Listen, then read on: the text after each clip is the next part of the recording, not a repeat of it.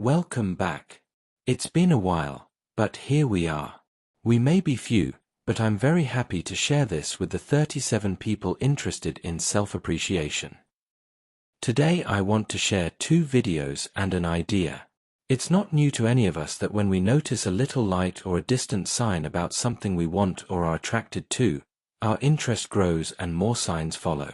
It's not just about an internet algorithm, it can be dreams, conversations, music, books, maybe this blog. After spending several days focused on this subtle side of life, I ended up watching 2 videos I recommend. Before I share them, let me explain something for newcomers. I'm very skeptical, not completely, but strongly, and I dislike when quantum physics is used to explain spiritual life. We shouldn't force a narrative that tries to prove spirituality by borrowing science views about complete different subjects. For me, mixing them isn't necessary.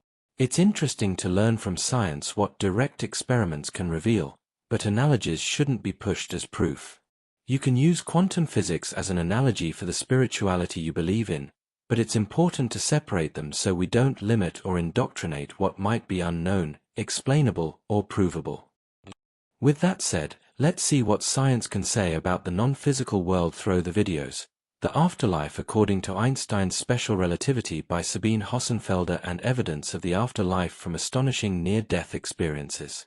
I will leave the links in the description of this video. Now I want to propose an image to you.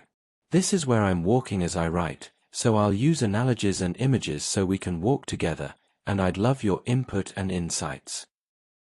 Imagine there is no God. Wild to think, I know, but walk with me. With this view, you wonder what is real. By experience, observation, and case studies you notice something else exists, but it's not quite a someone, it feels more like a somewhere. You test it, trying to be there, and, surprise, many spiritual texts and teachings start to make more sense if this God is a place. Others describe it as a state of mind or presence. That state feels like being somewhere else mentally. So, what is this place? Is it heaven? Is it near or far? Many spiritual studies, like Kardec's, talk about places after life and spiritual beings coexisting with us in forms most of us cannot see or hear, but can feel in an open or more subtle state. Again we can ask, in which reality are we speaking about? And how far are those afterlife places? Here's the point I've arrived at. What if they're not far at all? What if they're right at the point your mind can cross or even create? Let me make this easier to visualize. Imagine that existence doesn't exist as a fixed thing, meaning what you touch, what you imagine, and what you dream at night are variations of the same fabric. Existence could be the empty state of mind you access in meditation, a blank canvas, a nothingness that can be built into anything, even a white canvas again. So, this next reality is just here. It's like a place that coexists with the physical reality where you're reading this, while the afterlife, or God, or existence, is an arm's reach away. As an analogy, imagine touching a magic mirror and realizing it isn't hard, you can pass through. Many describe it as a tunnel, but it's actually thinner and closer than walking through something. These are simply allegories our conscious mind uses to illustrate the experience. I know this is a lot, and I'm not saying this is the definitive reality, but these are the questions I've reached and that I think are relevant. Since I cannot prove it, you may ask, why is this practically important? If the true reality is so close and we can create from it both here and there at the same time, that knowledge might help us create or change what we want more easily. With that in mind, I thought about being present and accepting the moment as many teachers teach. This time that advice didn't feel fully satisfying, it felt like more of the same. The first video I mentioned above answered the question in a different way, similar to other teachings that suggest focusing on the reality you want instead of the one you see, but not by escaping into a non-existent future or lingering in a beloved past.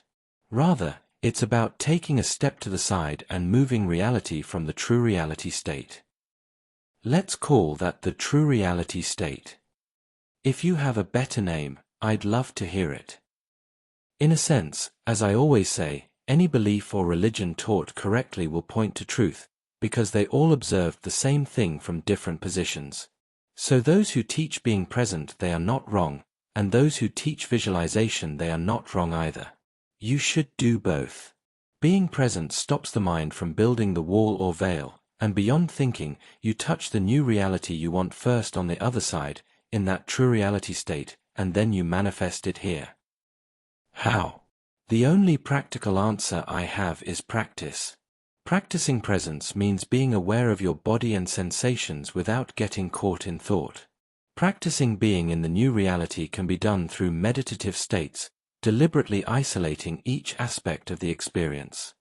I've recommended before, and will again. Initiation into Hermetics. It isn't religious and won't change whatever beliefs you already hold. There are many other books and teachings, but I find this one clear and practical. In summary, those videos corroborated some ideas, answered some questions, and provoked many others. We have a lot more to explore about what this may motivate and what it might change. Well, as always, thank you for being here. You don't need to share, like, or follow. I create this for those at a certain point in their path or who are curious about what one may find on a spiritual journey. Until next time.